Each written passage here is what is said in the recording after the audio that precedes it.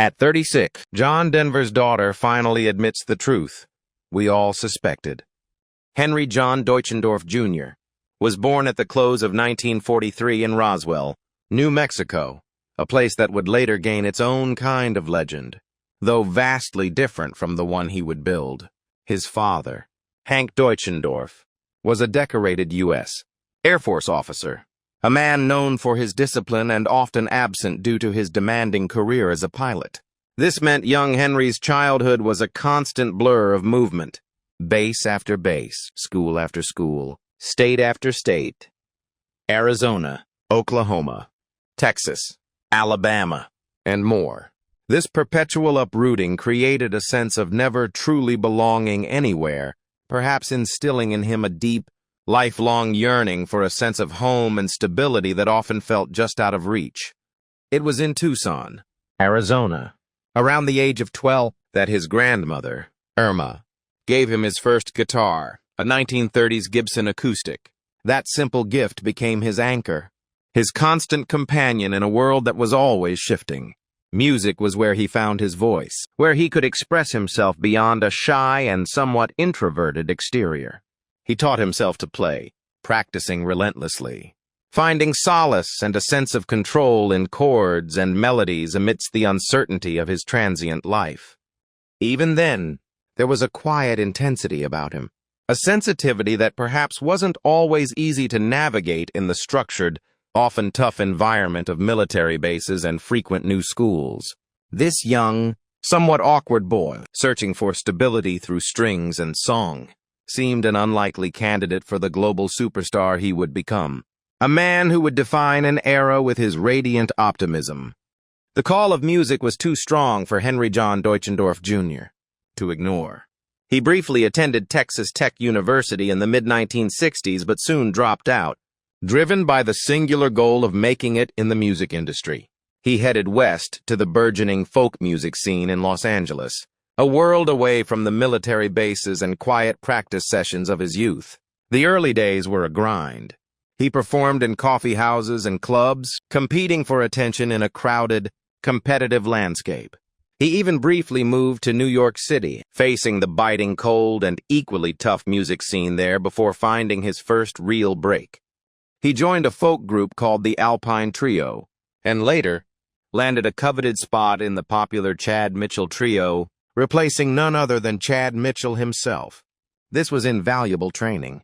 Night after night, he honed his performance skills, learned to connect with an audience, and polished his musical arrangements. It was during this period, seeking a stage name that felt more connected to the natural world he was beginning to embrace, that he made a significant change. Inspired by the majestic mountains of Colorado, a place that had captured his heart and offered a sense of the permanence he craved, Henry John Deutschendorf, Jr. became John Denver. The shy boy from military bases was shedding his skin, transforming into an identity that would soon be recognized around the globe. His talent wasn't just in performing, he was a gifted songwriter. One of his early compositions, a poignant song born from his own experiences of traveling for music, Leaving on a Jet Plane, found its way to the iconic folk trio Peter, Paul, and Mary.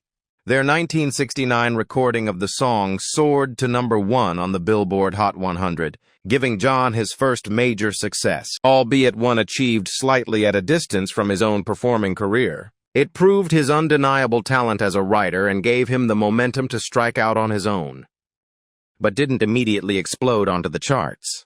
He was still building his audience, still finding his unique voice, that distinct blend of heartfelt folk lyrics, catchy pop melodies, and the clear, clean tenor that would soon captivate millions. He was learning the demanding ropes of the recording industry, facing the inevitable rejections and uphill battles that come with chasing a dream under the bright, often harsh, lights of show business. But the breakthrough was undeniably just around the corner, waiting to catapult him into a stratosphere of fame few musicians ever reach. The world truly discovered John Denver in 1971. While Leaving on a Jet Plane had shown his songwriting talent, it was Take Me Home, Country Roads, from his album Poems. Seemingly ever-present smile were everywhere. What followed was an incredible, almost dizzying run of success throughout the 1970s.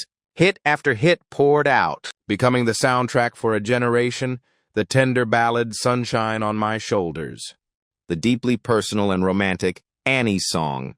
It's the foot-stomping celebration, Thank God I'm a Country Boy, and the soaring, nature-inspired epic Rocky Mountain High. These songs weren't just popular. They defined an era. They topped the pop, country, and adult contemporary charts simultaneously, a rare and powerful feat that solidified his status as a true crossover phenomenon, beloved by multiple demographics. With this immense success came the crafting of his public image, an image that was both genuine to his loves and carefully cultivated for mass appeal. He became the quintessential nature lover, an early, influential voice for environmentalism, the seemingly uncomplicated guy next door with a guitar and a heart full of simple joys. His look, the clean-cut hair, the comfortable denim shirts, the wire-rimmed glasses, the open, friendly smile became instantly recognizable symbols of his brand. He wasn't edgy or controversial. He was pure, unadulterated sunshine, a comforting presence in turbulent times.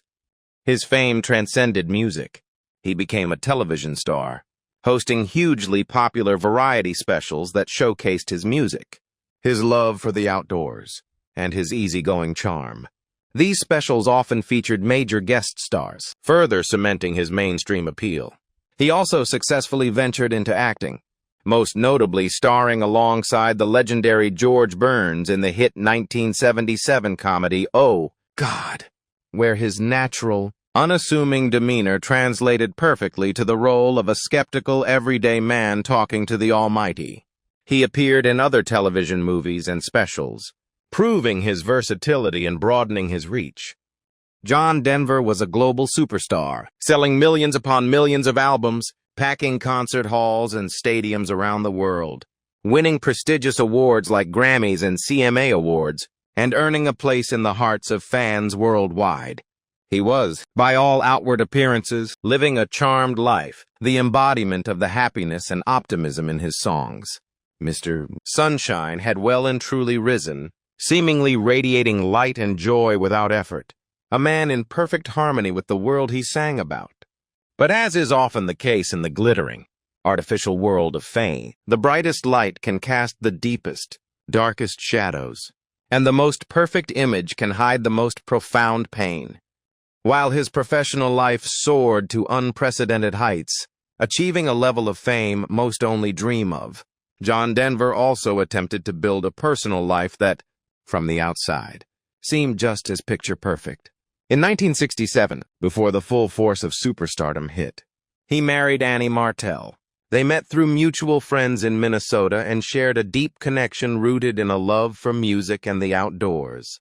As his career exploded, Annie was by his side, seemingly the supportive anchor in the gathering whirlwind of fame. Their love story was beautifully and publicly immortalized in one of his most beloved and enduring songs, Annie's Song, a breathtakingly pure ballad expressing total devotion and the simple, profound joy of being in love. The song became synonymous with their relationship, reinforcing the public image of John Denver as not just a nature lover, but a deeply romantic and loving husband. To the world, their marriage seemed as golden and flawless as his string of hit records. The couple later expanded their family, adopting 2 children, a daughter, Anne-Marie, and a son, Zachary. Anne-Marie, the focus of our story today, was adopted first, the image of the loving father, the stable family unit, set against the stunning backdrop of their home in the Rocky Mountains of Aspen, further solidified the wholesome, relatable persona that millions of fans adored. From the outside looking in, it was the American dream, fame, fortune, beautiful family, and a life lived in harmony with nature. But maintaining the image of perfection is an exhausting, perhaps impossible, task, especially under the relentless, intense glare of global fame. The sheer scale of John Denver's success brought with it immense, crushing pressure. The demands of his career were relentless, the endless touring cycles that took him away from home for months at a time, the recording sessions, the television appearances, the interviews, the constant need to be on, to be Mr. Sunshine for every fan, every executive, every reporter. This perpetual performance took a monumental toll on his personal life. The man who sang about the peace of the mountains was spending most of his life in sterile hotel rooms, backstage dressing rooms, and noisy concert venues. The pressure wasn't just external. It was deeply internal. John felt an immense responsibility, perhaps even an obligation, to always project optimism, happiness, and a clean-cut image for his fans and for the industry that had made him a millionaire. He was trapped, in a way, by the very persona he had helped create, but privately, he was human.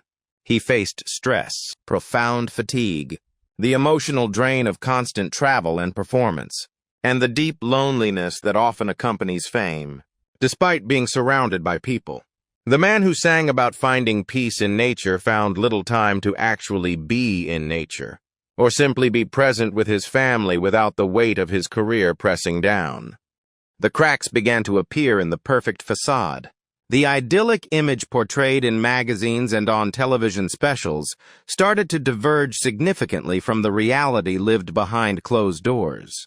The strain was palpable to those closest to him, and among them was his daughter, Anne-Marie, too young to fully understand the complex adult dynamics at play, but certainly old enough to witness the growing distance between her parents, the rising tensions in the household, and the subtle, troubling shifts in the demeanor of the man the world adored. The seeds of the truth we suspected, the painful reality beneath the sunshine, were already being sown, visible only to the few in his immediate inner circle, including his young daughter. So, what is this truth that Anne-Marie Denver, now a woman of 36, has reportedly reached a place where she can discuss with clarity and perspective? It is the stark, and often painful, reality that the man who sang about sunshine frequently lived in shadow, wrestling with profound internal conflict and a volatile temper that fractured his most important personal relationships. The difficult admission, or rather, the mature perspective Anne-Marie offers, confirms that the public persona, while reflecting his aspirations and a genuine love for nature, was a demanding facade that often hid deep personal struggles and unpredictable emotional storms. Anne-Marie, growing up as the daughter of a global superstar, witnessed firsthand the man behind the myth, experiencing moments that starkly contrasted with the image the world saw. She saw the immense, suffocating burden her father carried. The sheer scale of his fame meant an unrelenting schedule, yes, but also constant public scrutiny. The pressures of running a massive business enterprise built around his name, and the creative demand to continuously produce hits. This constant pressure cooker environment wasn't without severe consequence for his emotional state and his interactions with those closest to him. Reports from those who worked with him, along with the painful memories held by his family, paint a picture of a man who, despite his gentle, easygoing public image, could be prone to intense frustration, unpredictable outbursts of temper, and controlling behavior behind the scenes. The contrast between Mr. Sunshine on stage and the private individual could be jarring and deeply unsettling for those who experienced it. Anne-Marie has reportedly acknowledged, as an adult reflecting on her childhood, how challenging and confusing these moments could be. She saw the man who could effortlessly charm millions instantly, but who could also cloud over with intense emotion, becoming quick to anger or withdrawn when the pressure mounted or things didn't go according to his demanding standards. It created an atmosphere at home that could shift rapidly and unpredictably, keeping those around him on edge. The most infamous, and perhaps symbolic, example of this hidden volatility occurred after his first marriage to Annie Martell ended in a painful and protracted divorce. In an incident that shocked the public and seemed wildly, tragically out of character for the man who sang of peace and home, John Denver reportedly took a bulldozer to their beautiful marital home in Aspen, Colorado, and systematically destroyed it. This wasn't just anger. It was a public, violent, and devastating act of destruction that laid bare the depth of his private despair, rage, and perhaps a desperate, destructive need for control in a life that felt increasingly out of control. It was a chilling, unforgettable glimpse of the man the world didn't see, a side that his family, including Anne-Marie, unfortunately did witness and live through the aftermath of. This extreme act, while a singular event, was a dramatic physical manifestation of the emotional turmoil that had been simmering beneath the surface for years. This inner turmoil, fueled by the relentless pressure of fame and expressed through a volatile temper and difficulty managing conflict, had a devastating impact on his marriages, particularly the first one. The beautiful love story with Annie Martel, the inspiration for his iconic song, ultimately crumbled under the immense weight of these personal issues. It wasn't solely the physical absence due to constant touring. It was the growing emotional distance, the difficulty in communicating under stress, the strain caused by his unpredictable moods, and the controlling tendencies that some accounts suggest became more pronounced. The man who sang about simple devotion struggled to maintain a stable emotional connection in the chaotic reality of his life. Anne-Marie lived through the painful dissolution of that seemingly perfect union. She saw her parents struggle, argue, and eventually, agonizingly, separate. The divorce was reportedly long, difficult, and emotionally draining, leaving deep scars on everyone involved, especially the children caught in the middle.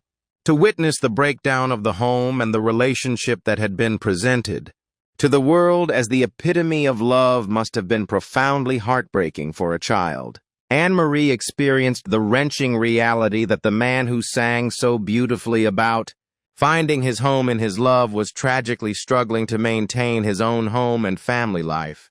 Later, John Denver married Australian actress Cassandra Delaney in 1988. While fans hoped he had found lasting happiness and stability, this marriage, too, was reportedly marked by significant difficulties and intensity from the start.